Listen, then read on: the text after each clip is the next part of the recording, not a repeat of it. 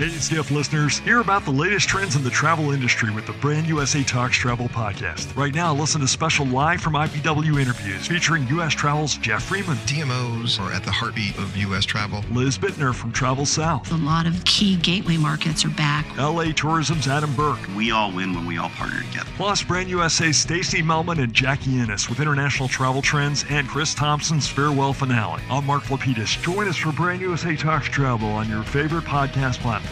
Brand USA Talks Travel.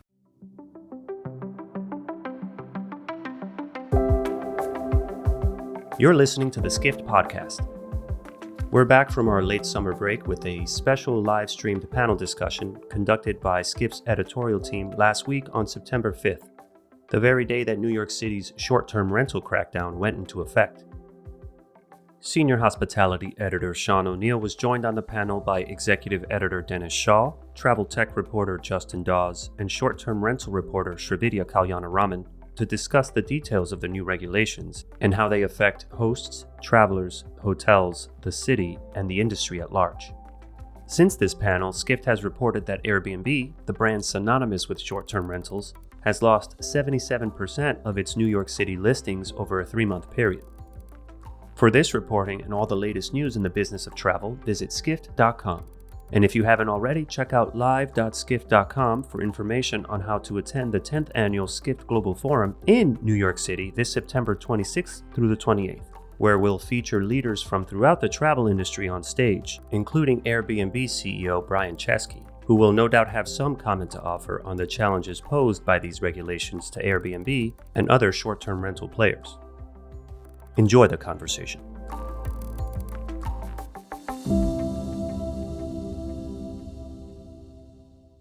Hello. Welcome to this LinkedIn Live New York City Crackdown. What's next for short-term rentals? My name's Sean. I'm with Skift. Today is September 5th. It's a big day in New York City when it comes to short-term rental regulation, and Skift has been all over this with team coverage. We're here for the next half hour or so to talk through this issue from multiple angles with our all-star crew. We'll also respond to your questions. Feel free to post those questions in the comments chat here on LinkedIn. And all of this is a preview ahead of Skift Global Forum, which is coming later this month. We'll have all the top CEOs from the major travel companies across the world. And if you hang with us through this full half hour, we'll have a special QR code for you as a discount. So let's dive in. Let's start with Dennis Schaal, Skift executive editor and the best reporter covering Airbnb in the industry. You've been all over this story, Dennis. So let's start. Why is today a big deal? Hey, Sean, my colleagues have done a great job too. So glad to be here on Crackdown Day. So last night I did a search on Airbnb for a stay in New York City next week, after the deadline. And usually, how you find, hundreds of listings, apartments all over the 5 boroughs or whatever. So the first 3 listings I saw were an apartment in Newark, New Jersey. Now, I love Newark, New Jersey. I used to work in Newark, New Jersey. But if I'm coming into the city with my family, I don't want to stay in Newark, New Jersey. The second listing was for a boutique hotel in the city, a hotel, not an apartment. And the third was a boutique hotel in Long Island.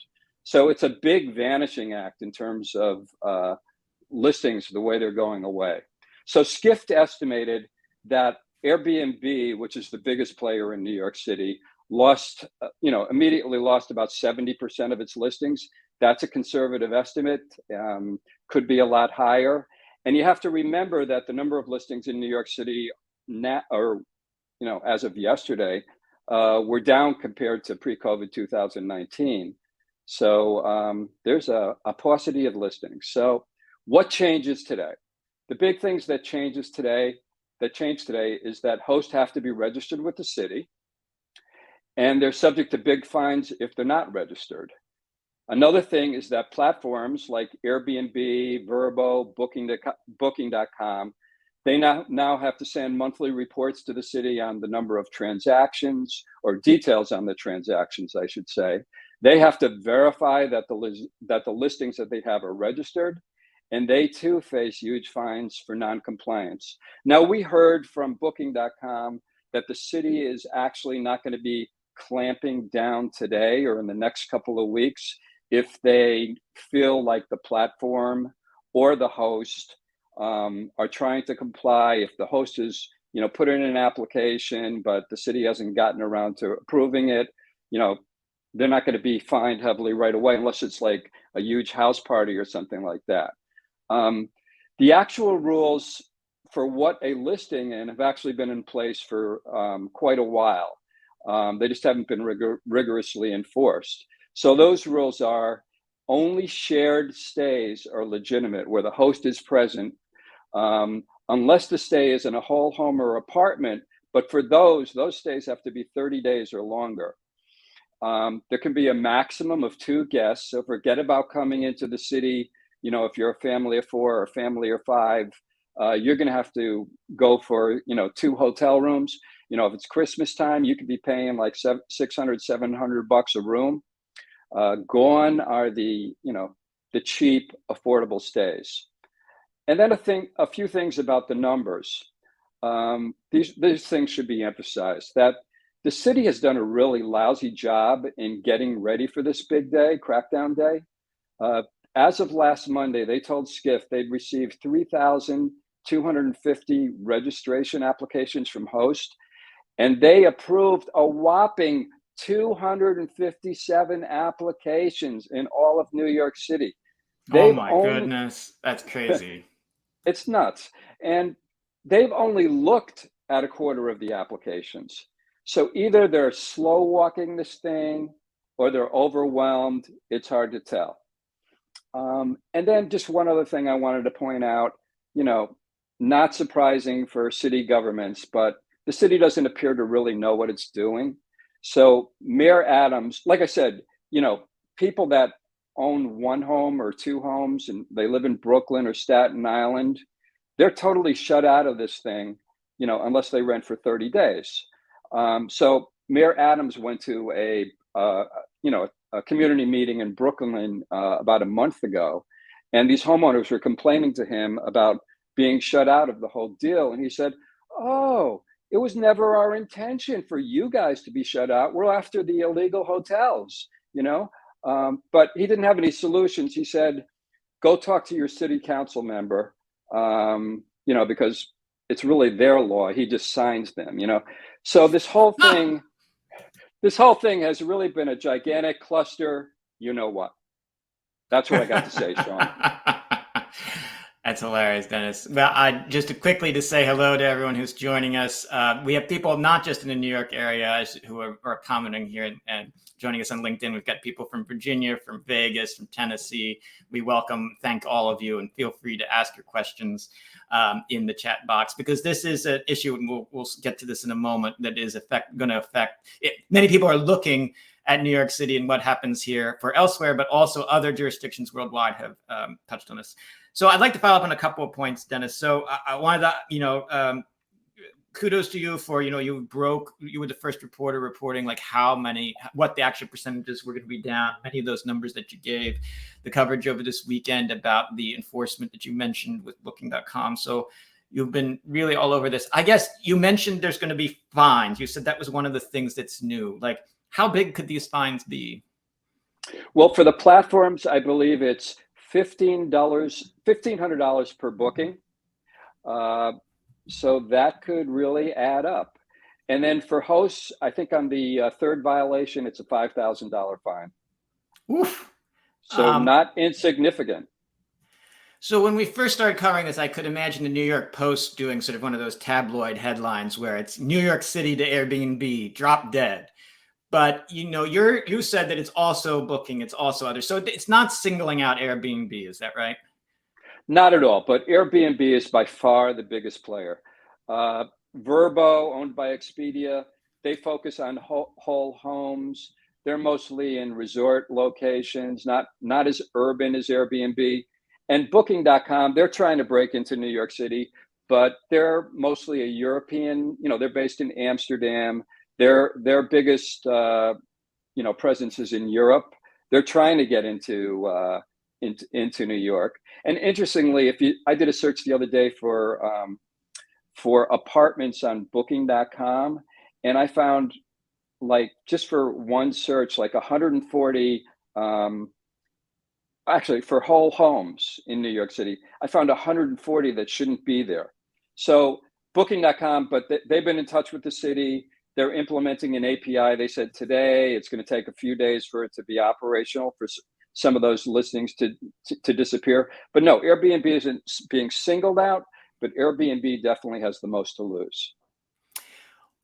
One thing that isn't clear to me, maybe we just don't know, is, on the one hand, are the hosts just voluntarily pulling their listings? Because at the beginning of this conversation, you quoted, you went on, you looked at Airbnb for listings in New York, and the first thing that pops up is Newark, New Jersey, which is not Manhattan. So are people volunteering, or do you sense that Airbnb is sort of playing a role by not allowing the calendaring as they talk about it? Yeah, according to Airbnb, they're blocking the calendar if you're not registered.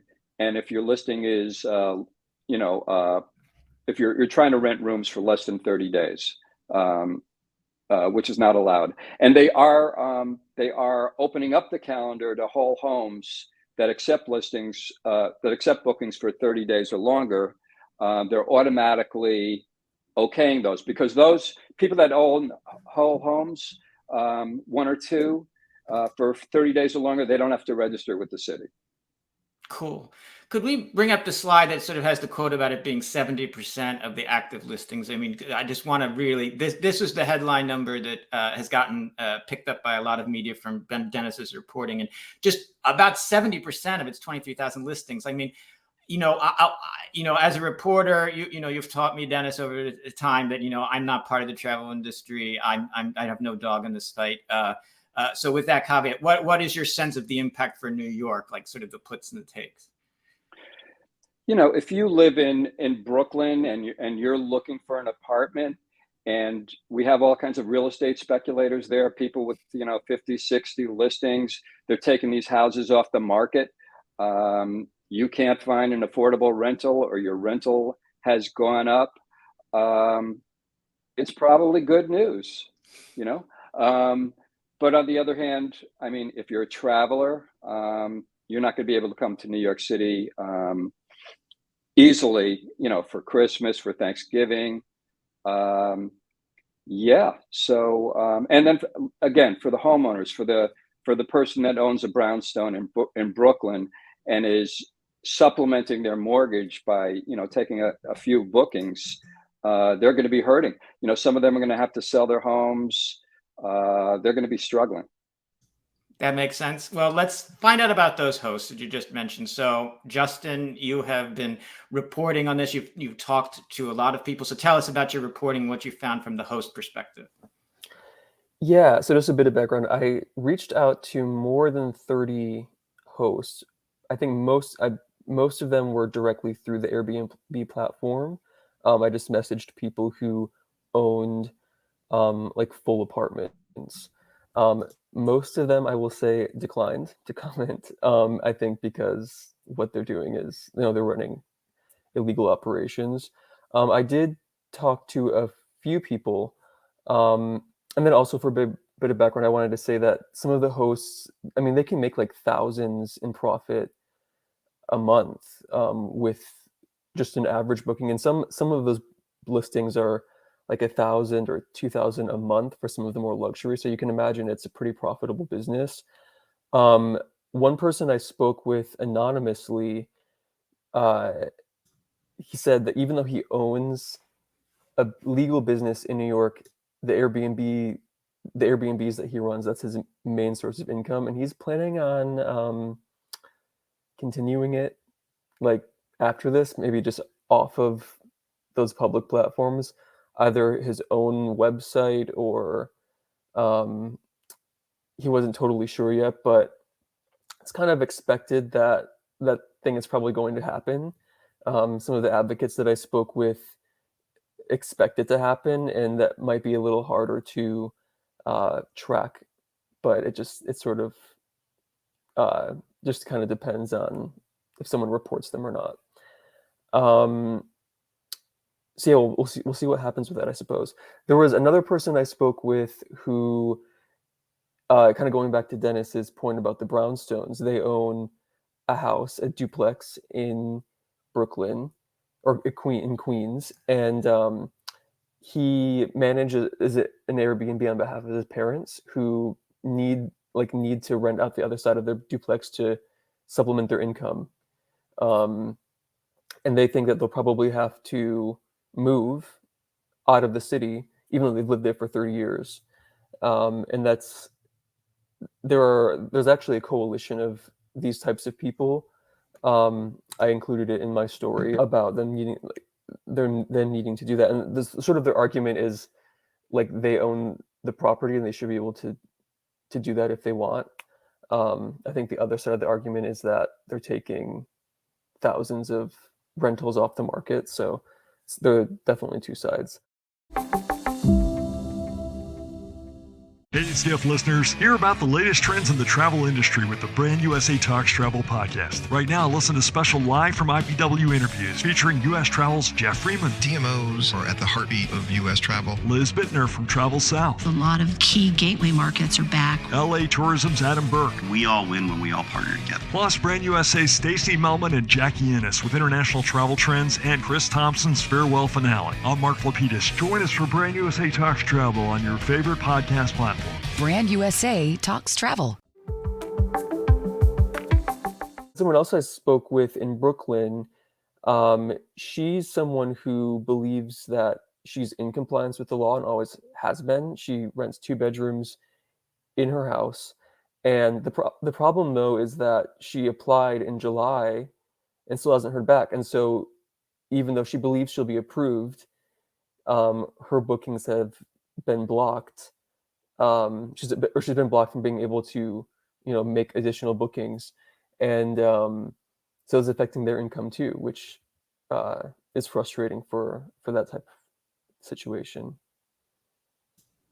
Yeah, that's very interesting that law-abiding person like her is getting snagged on this and is not having income coming in because the city hasn't yet gotten through and approved things. Is that the right way to understand that, Justin? Yeah, I mean that's what I've heard from more people than just her.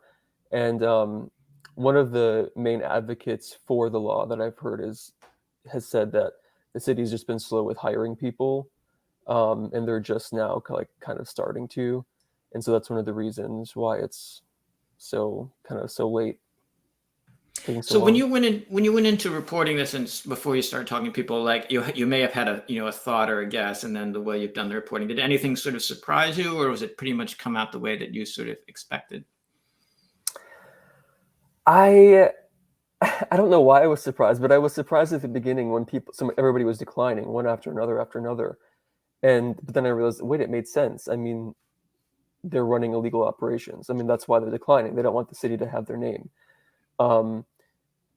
So it's kind of telling, I suppose. I mean, it shows that they know they're kind of doing something illegal, but a lot of people, I mean, from what I've heard, I mean, a lot of people rely on, it's kind of just become their business, and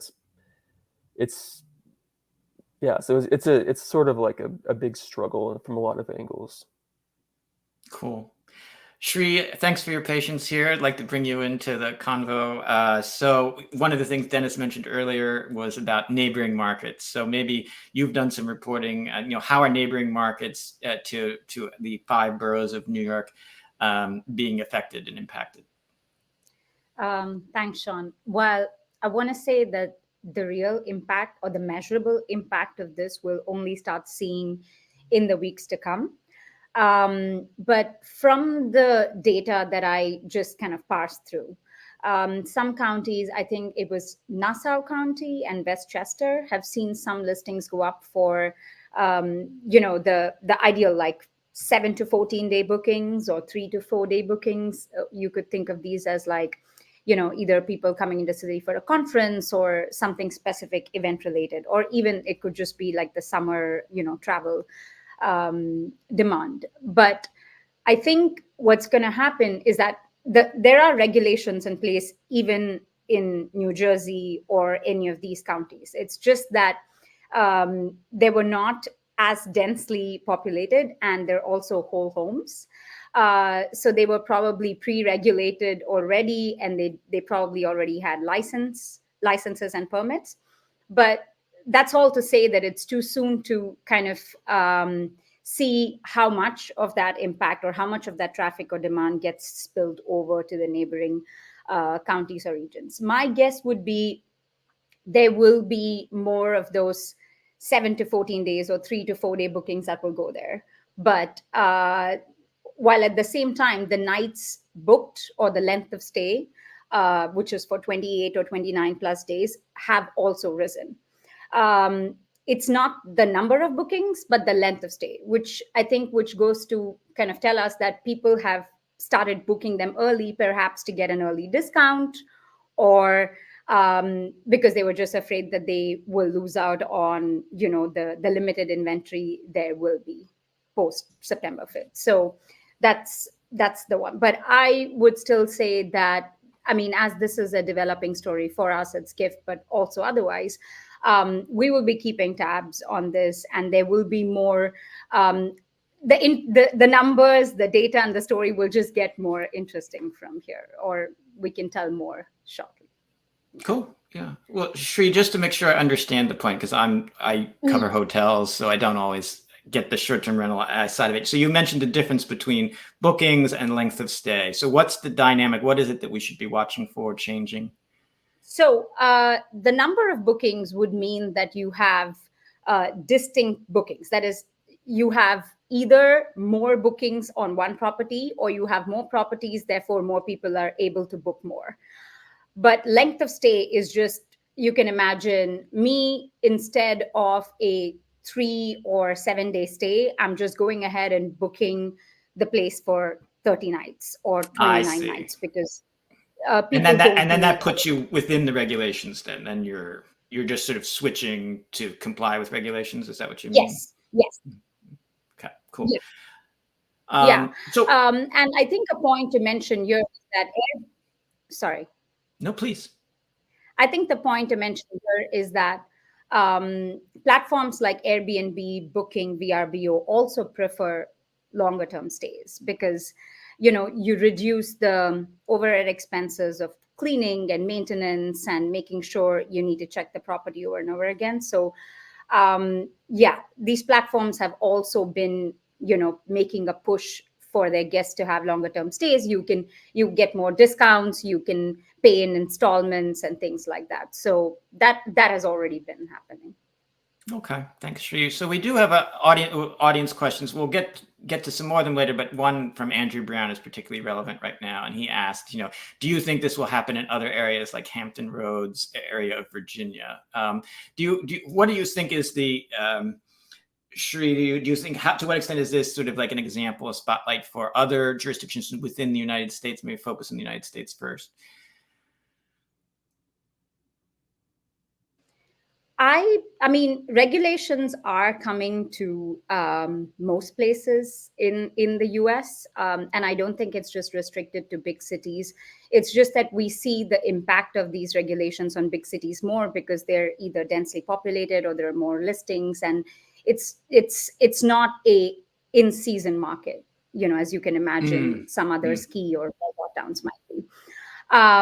But even to mention, or to go back to Justin's point earlier, there will be people, I mean, even if regulations come, there will be people who are going to find another way to, get these rentals. It's already happening in cities like LA. People have started advertising their places on like Facebook Marketplace and their own website and things like that. I'm not sure if I can address this specifically to the Hampton Roads area of Virginia. I know Richmond in Virginia recently introduced regulations, but they're almost all of them, despite the intentions or regardless of the intention, have specific ways to regulate, right? More licenses, registration, a failure to do so ending up in fines, limits on the number of nights that it can actually be rented out, and whether it's a private room or a whole house. I think it's mostly like these three things that are the main parameters, whether in United States or globally. Okay, well, let's go globally then, because you've done reporting about how New York stacks up against some of the other global cities. So what is it that you've found? So here's a caveat. These can be reversed if they want to. A great example of this is Japan. They first introduced what they call minpaku, which is short-term rentals in Japan are called minpaku, and they introduced this law in June 2018, if I'm not mistaken. And what happened briefly after that, that is in 2019, Airbnb had to go and delete like thousands of listings from their platform in Japan. But in January this year, the government, or at least the local government in Tokyo, said that they're going to relax some of these rules because they want to balance like the demand from tourists having to stay, also to perhaps possibly avoid, price gouging from hotels. You probably know more about that than I do. So, I mean, I think governments realize that this is filling up a big space in terms of accommodating people and global travelers. It's just, I think everyone finds it hard to find the balance. Now, if you were to look at London, there's something else that's happening.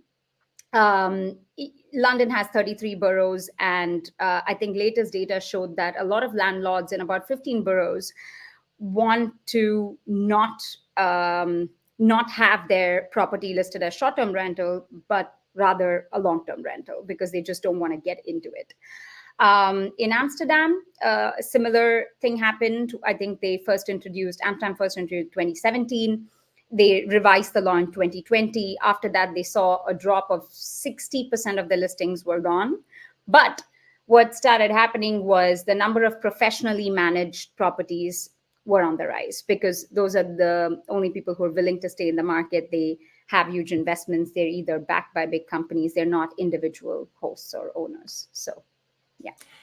That does seem to be one of the unintentional side effects of this, might be to actually encourage more professionalization, and sort of takes this sort of, it's a very good side hustle if you want to start it as an entrepreneur. It's a very easy thing. That was one of the reasons why Airbnb got an early start for sort of people, and it would be kind of an unusual, it would be a surprise side effect if this kind of increased regulation speeds up the professionalization. Dennis, I have a question for you from the audience. Seth Borko has a question about how important is New York City to Airbnb? Well, Seth, Airbnb reported last year that it generated about $85 million in revenue from New York City alone. And that is only about 1% of Airbnb's total revenue in 2022.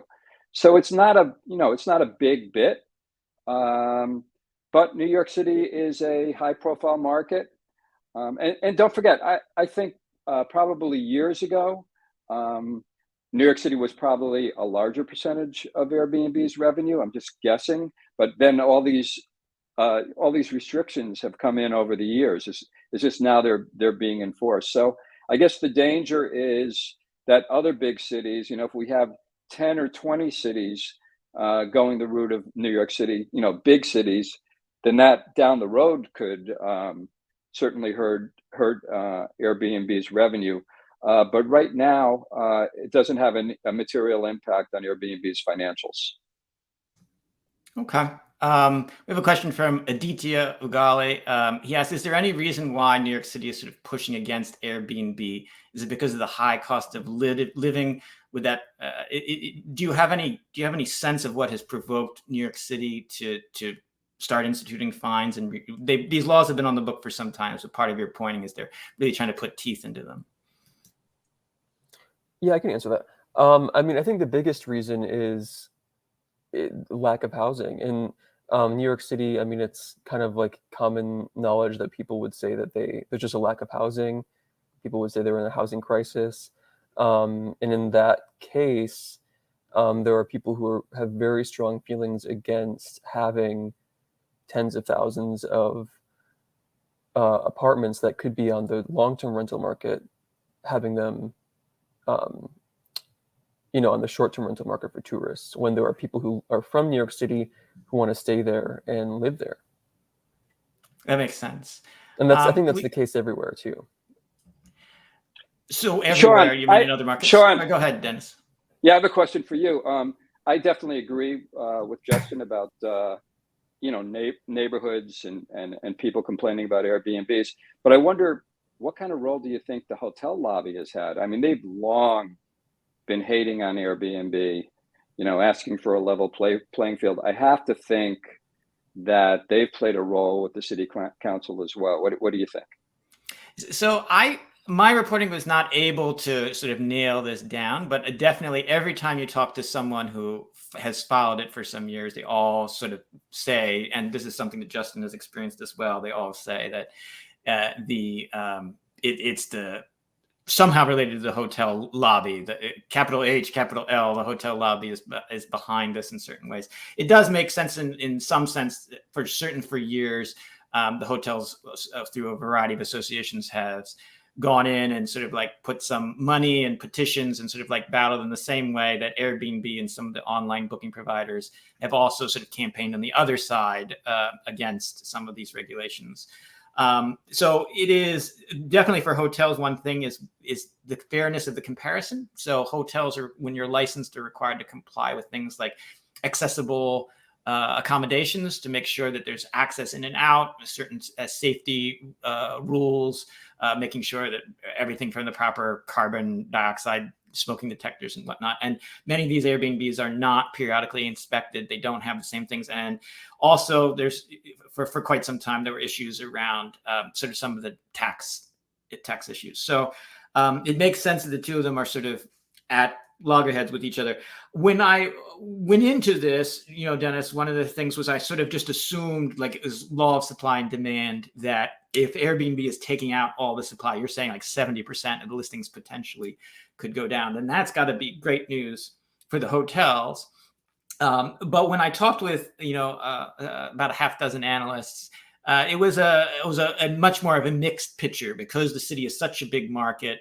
And because a lot of times Airbnb listings tend to attract people who are very interested in leisure travel.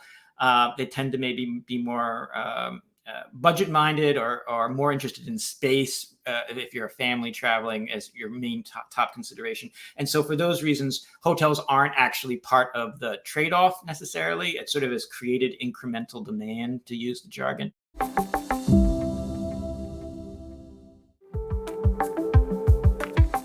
When I talked both internally with the Skift research team and then with analysts at Truist and at Bernstein, they said that the big issue is something called compression nights. And it's not so much that Airbnb is taking away bookings from the hotels, and that in this situation, when Airbnb is being throttled in their listings, so to speak, hotels are suddenly going to be able to be getting all these additional bookings. As you see from this little chart here, Airbnb hurts hotels on high demand nights traditionally. So we're talking about New Year's Eve night. A hotel near Times Square, for example, that ordinarily could charge $350 a night would be able to charge $1,500 a night until Airbnb came along. Then Airbnb comes along, people see this opportunity, they put their units on the market, and now the hotel can only charge maybe $1,100 a night or $800 a night. And that those being able to charge on those peak days turned out to be really important in the overall annual profitability of hotels. So what you see in the data is that bookings throughout the past decade in the New York City market have tended to rise year over year on average, except for things like the pandemic. But the pricing is what has actually gotten weaker. And so in theory, what we can look forward to is, like, if the situation continues to hold with what we're seeing here on events when Comic-Con is in town, major convention events, when Taylor Swift or Beyonce is having a concert, or at the Christmas holidays, you may see that hotels get more pricing power. But let's get into some of the questions. So Juan Pablo has a Q&A with, the headlines are saying New York is the start for harsh regulations around the country. This gets back to a little bit of a point of what Sri was talking about earlier. Do any of you have a view of whether, is the US becoming less friendly to short-term rentals? Is this part of like a backlash nationwide?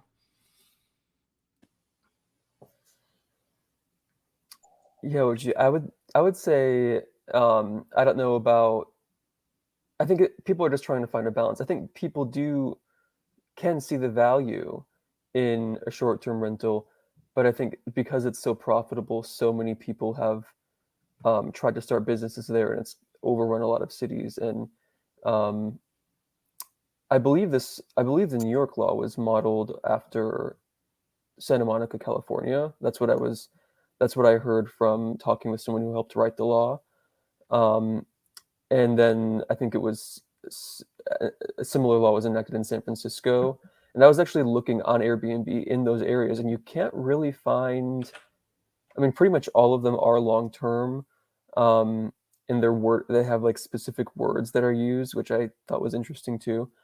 Um, You mean so, like the similar words are used from one law to the next, so it's probably or I they're mean, like borrowing from in the each other. listings, like they'll say Oh, this is I can't remember anymore, but something like a suite, or I haven't looked into what the reason is for that, but I imagine because so many had the same language that there was something. But I see. yeah, so I think it's a trend, and New York's not the first. New York's actually Yeah, kind of late to the game. yeah, definitely not. I agree with Justin. So if you were to look at globally, I would say there are stricter, or at least restrictions that are as strict. If you were to look at markets like Lisbon, Lisbon has, I think, stopped issuing new licenses at all, and the housing crisis is a lot more severe there. You also cannot. You can't, these licenses are not transferable. Now that's true of a lot of places, but I think that law is very, very strictly enforced in Lisbon.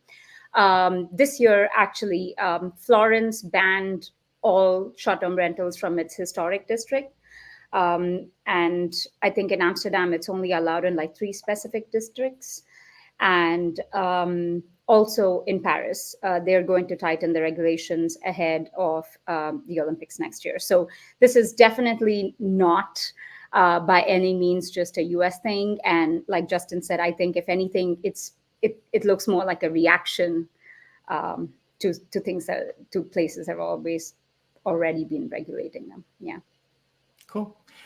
So Dennis, we have a question from Elisa. She asked, do you think New York City will strictly enforce the regulation?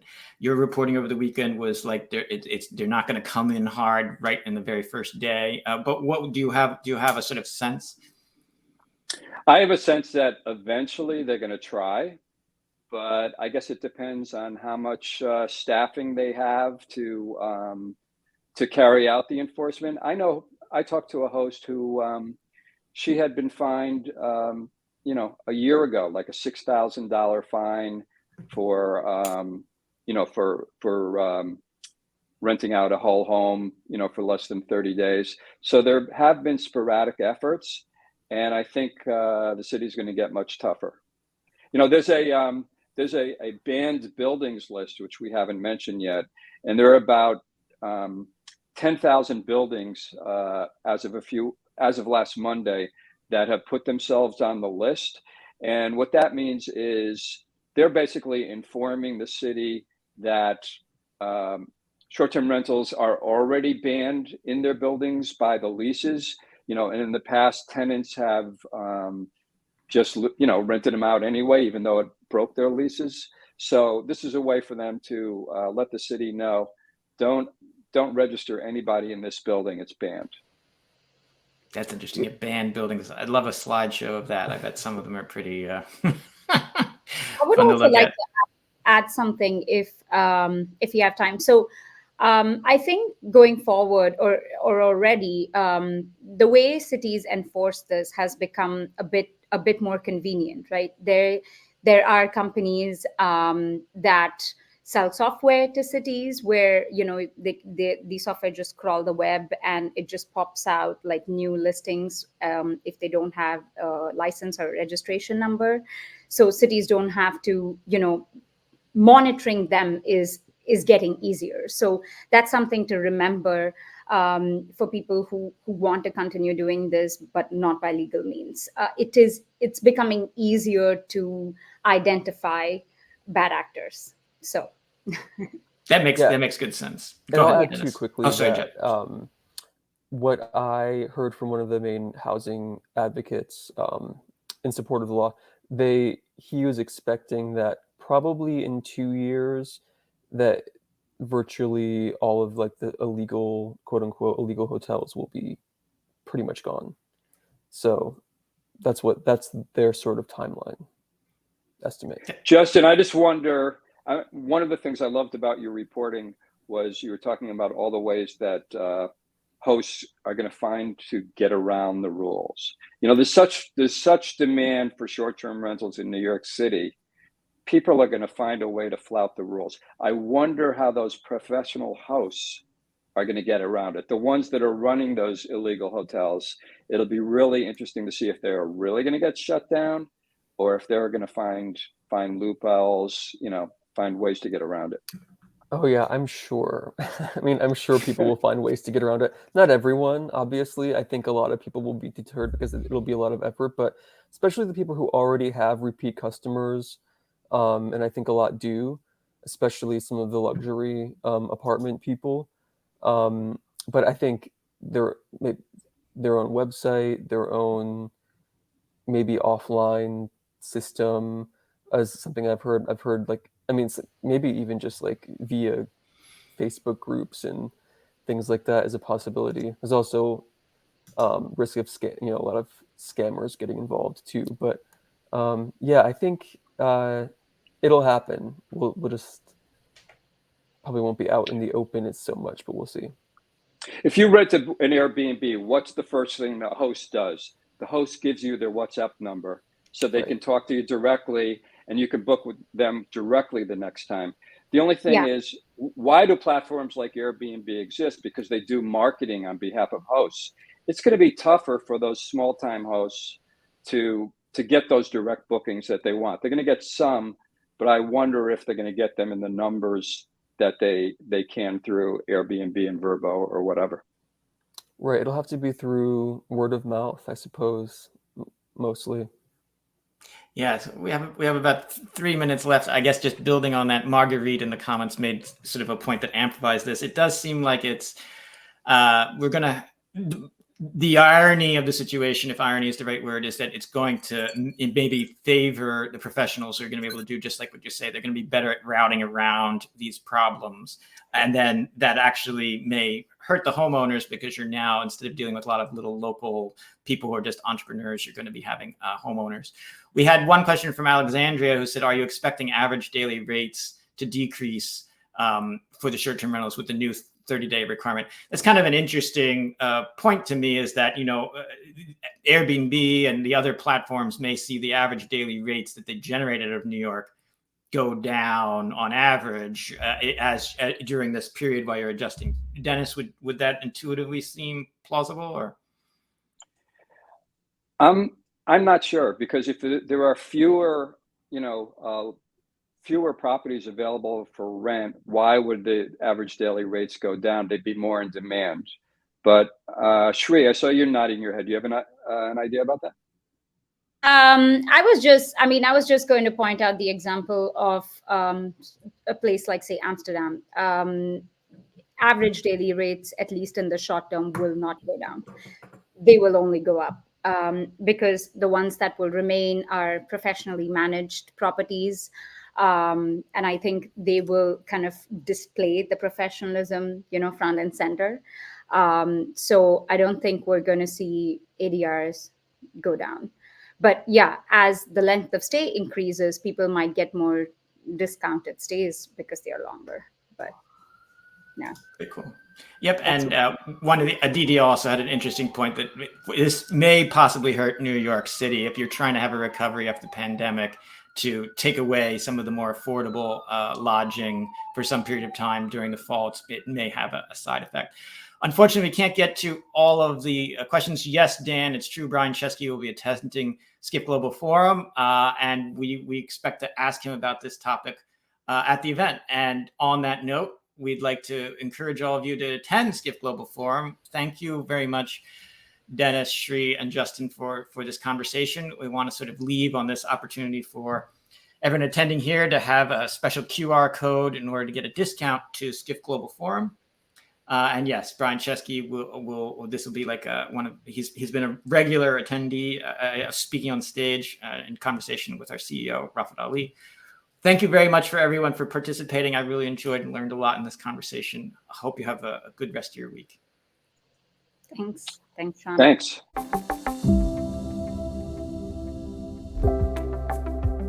This has been the Skift Podcast. Thank you for listening.